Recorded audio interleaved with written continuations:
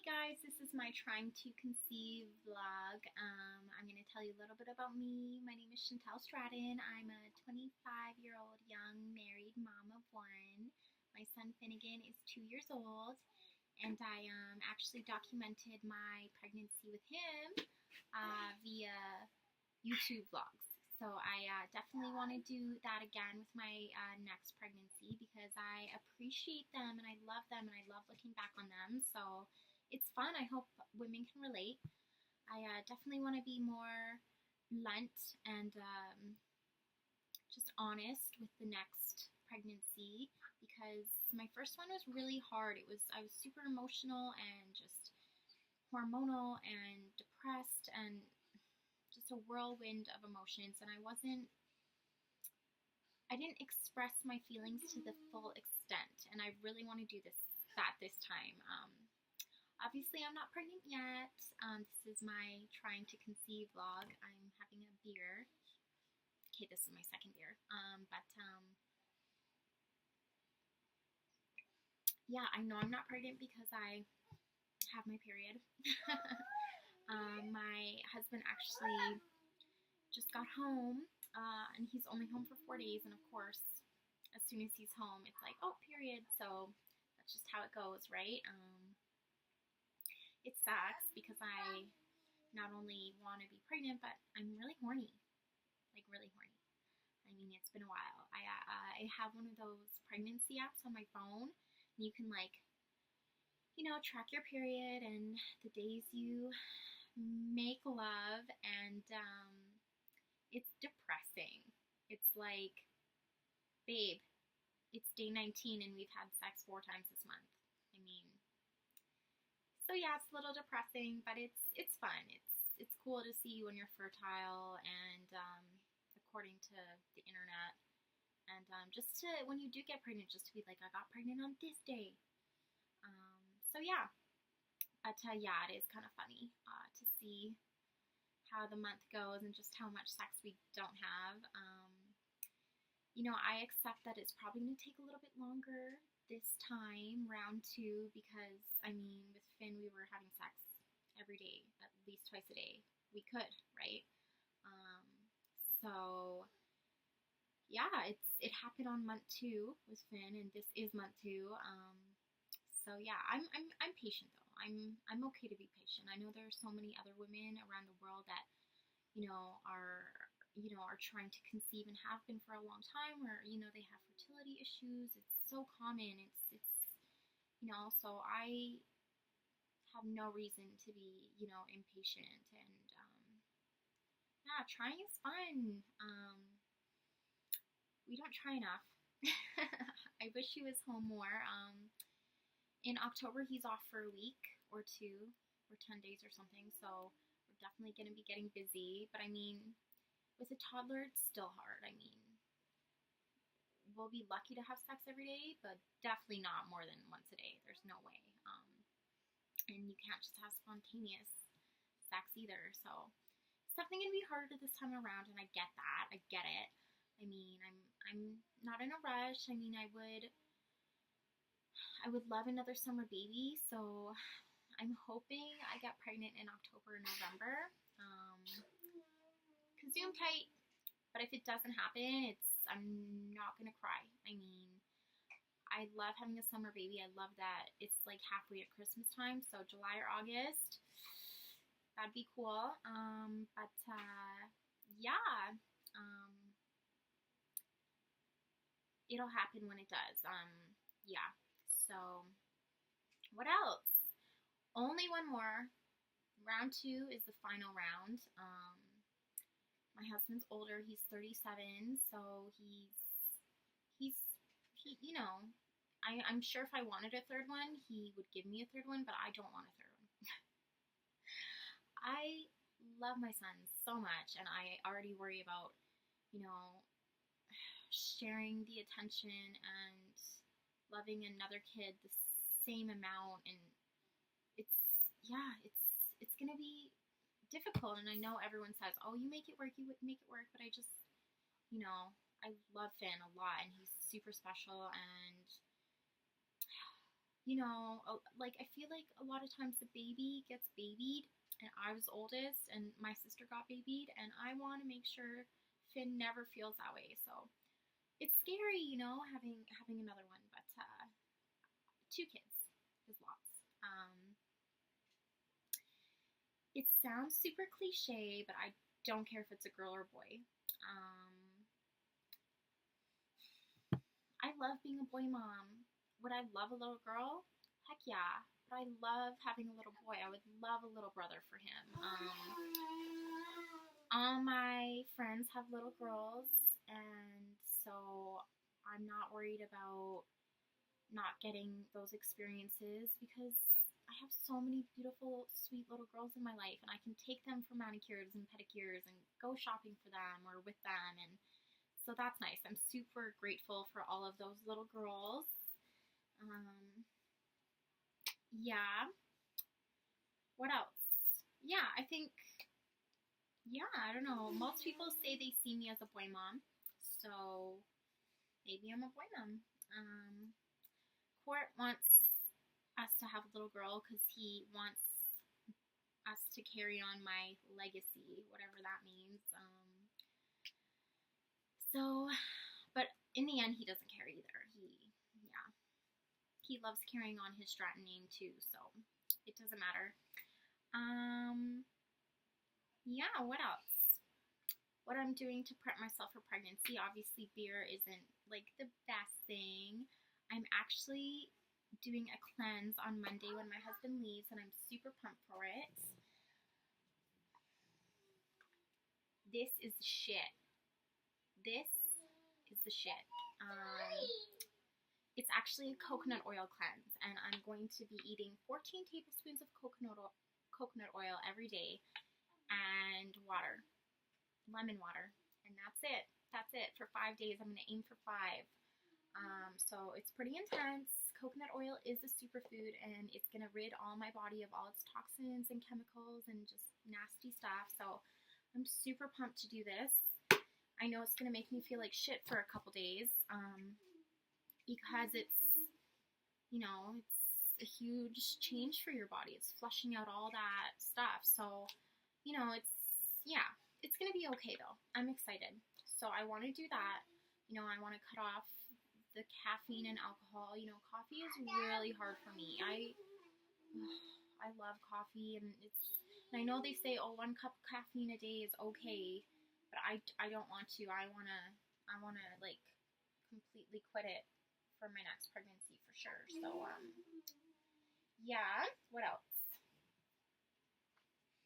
My prenatals are, as natural as they can be. No gluten, dairy, corn, yeast, artificial colors or preservatives, GMO free. They're enriched with DHA, or like soaked in fish oil, they call it. Good for the baby's brain. This brand is Platinum, and yeah, they're really big pills, but I don't know, it's worth it to me.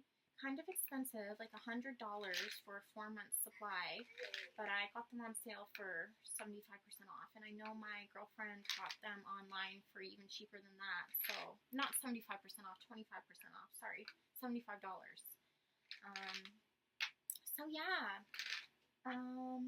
What else? I'm going to be super, super anal about everything that I put into and onto my body this time around. I truly believe all the chemicals and pesticides are harming our kids and ourselves. I just feel like there's too many things that are happening to little kids being diagnosed with cancer or autism or asthma or ADHD or anything, and even adults like Alzheimer's or cancer. Like, everyone has something eventually, and it's too common, and the statistics are too high for it to be just genetics. Like, it's crazy. So I wish I was more educated with Finn, but you can't like dwell on that. It is what it is, right? So yeah. One thing I do want to share with everyone is water. Harvard did a study that fluoride gets passed through the placenta to the baby, um, and fluoride is in most of our tap water.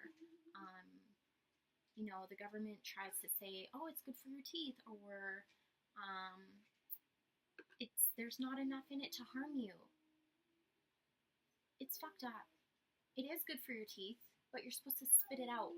It's in toothpaste, and you're supposed to not swallow it because it's dangerous and it's poisonous. And if you're drinking 8 glasses of water a day, that is going to affect you. I don't care how small of an amount it is. Like, Harvard proved that it does get passed through the placenta to the baby. Like, it's disgusting. It's scary. It's in our fucking water. Our water. So anyways, I have to buy jugs of water, and just make sure you're looking for where it says fluoride, and it should say 0 ppm. If it says 0.02, that means there's fluoride in it. And yeah, so I'm huge. Like, thank you to Pam, my sister-in-law, for educating me on water, because it's not okay. It's not okay. Like, more than half of the countries in the world don't put fluoride. They filter their water properly. They don't have fluoride in their water. But North America still does. Most of North America. Some cities don't have fluoride in their water, in their tap water, but the majority of them still do. So I know you can get a filter for your house, but it's like a few grand, I'm pretty sure, and I don't own a house, so I'm just going to stick to buying jugs right now, but that's definitely something I'm going to consider in the future. And yeah, so just be careful what you're putting into your body. And you may think I'm crazy. I know firsthand that the pollutants and pesticides and chemicals have affected me and my son, and I know that. I know deep in my heart that it's affected us. So, yeah. Anyways, we'll get into that on a later date, as I'm sitting here drinking beer.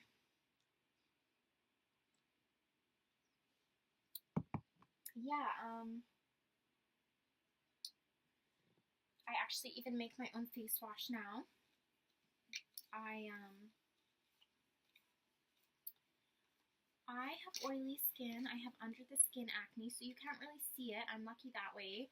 In certain lighting you can, but I can see it. I can feel it. My skin's like bumpy, and I have lots of little blackheads and stuff like that. So, I've struggled with acne my whole life, and I'm finally okay with it. Like, my mom has acne, and she's like in her 40s. It's part of my genetics, and acne does not make me ugly. I am not ugly. I'm a very beautiful person, and my skin cannot hold me back from feeling good about myself. So I've thrown away all the Proactive and yucky cleansers and creams, and I make my own cream right now, and it's actually oil-based. It's organic, virgin olive oil. Sorry, that took a minute. Freshly squeezed lemon juice and sugar. And I've been using this for about a week now, twice a day. You don't need a face cream because it's oil, right? You wash it off, obviously, but it still sits in your skin. And I feel like my skin's getting so much better, and maybe it's not, but it's not getting worse. And like, in the long run, I guarantee you I'm saving my skin a lot of harm. I mean, like, when I'm 40, if I'm keeping all these creams on my face that have chemicals in them, my skin's gonna be damaged. Like, so in the long run, I guarantee you this natural stuff I'm making for myself is way better than the chemicals you buy from the store. And I don't care if they say all natural or whatever, paraben free. If there's chemicals on there that you can't pronounce, they're probably not good for you. Anyways, yeah, so that's that. Yeah, just small steps. I definitely want to transform my life. Like, I don't use any creams on my body anymore. I don't use, like, I used to use self-tanner, and now I've just come to terms with being pale, and I You know, my husband's so awesome. He's like, babe, have you ever heard me say, oh my God, that chick's so tan? And I'm like, no. And he's like, I don't care. And I embrace my natural beauty, and tanning beds are not good for you. So I switched to self tanners because not only were they not good for you, but I didn't have time. And it's not good for you either, putting dyes and stuff onto your skin like that. So I don't know. I'm just kind of starting to accept me for who I am, and it's liberating. It's great. And I know in the long run, this stuff is better for my skin. I love coconut oil. I use it for everything.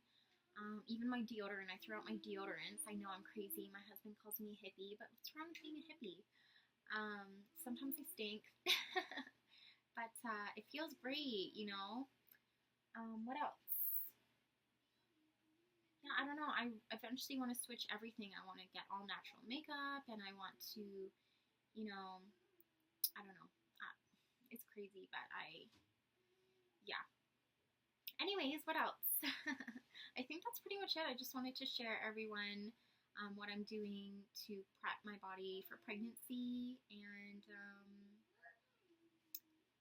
yeah, just saying to any women out there who are also trying to get pregnant, good luck, and try and be patient. I know it's hard. Every time I see my period, obviously I'm gonna get a little bit sad, but you